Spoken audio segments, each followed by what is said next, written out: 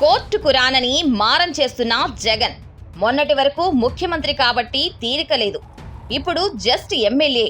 కోర్టుకు ఎందుకు వెళ్లరు? కోర్టులకే ఆఫర్లు ఇస్తున్న వైఎస్ జగన్ కావాలంటే వీడియో కాన్ఫరెన్స్ కు వస్తారట.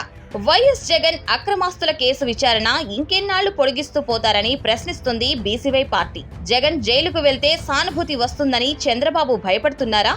అందుకే ఇద్దరి మధ్య లోపాయికారి ఒప్పందం జరిగిందా? ఇవి ఒట్టి ఆరోపణలు కావు, సాక్ష్యాధారాలు ఉన్నాయంటున్నారు బీసీవై పార్టీ అధినేత బోడే రామచంద్ర యాదవ్. మధ్య ముడుపుల వ్యవహారంలో అన్ని వేళ్లు వైఎస్ జగన్ నే చూపించాయి. ఇక జగన్ ను అరెస్టు చేయడమే తరువాయి అనుకున్నారు. జగన్ కూడా మెంటల్ గా ఫిక్స్ అయ్యారు. ఆ మధ్య ఏ క్షణంలో అయినా తనను అరెస్టు చేస్తారని మీడియా ముందే చెప్పుకున్నారు. అయినా సరే ఎందుకని అరెస్టు చేయలేదు? ఇది జగన్ చంద్రబాబు మధ్య రహస్య ఒప్పందానికి సాక్ష్యాధారాలు కావా అని సూటిగా ప్రశ్నిస్తున్నారు బీసీవై పార్టీ అధినేత బోడే రామచంద్ర యాదవ్. అసలు విషయం ఏంటంటే, అక్రమాస్తుల కేసులో వైఎస్ జగన్ సిబిఐ కోర్టు ముందు హాజరవ్వాల్సి ఉంది. నిజానికి ఎప్పుడో కోర్టుకు వెళ్లాల్సి ఉంది. కానీ విదేశీ పర్యటన వంక పెట్టుకుని తప్పించుకున్నారు. విదేశీ పర్యటనకు అనుమతిస్తాం కానీ వచ్చాక వ్యక్తిగతంగా కోర్టుకు హాజరవ్వాల్సిందే అని ఆదేశాలిచ్చింది కోర్టు.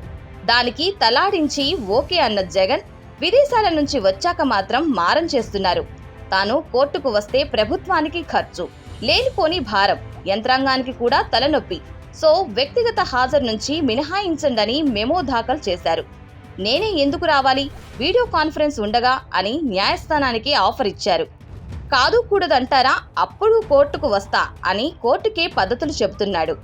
ఇలా న్యాయస్థానానికి ఆఫర్లు ఇచ్చే వ్యక్తిని ఇంతవరకు చూడలేదంటున్నారు బీసీవై పార్టీ అధ్యక్షులు బోడే రామచంద్ర యాదవ్.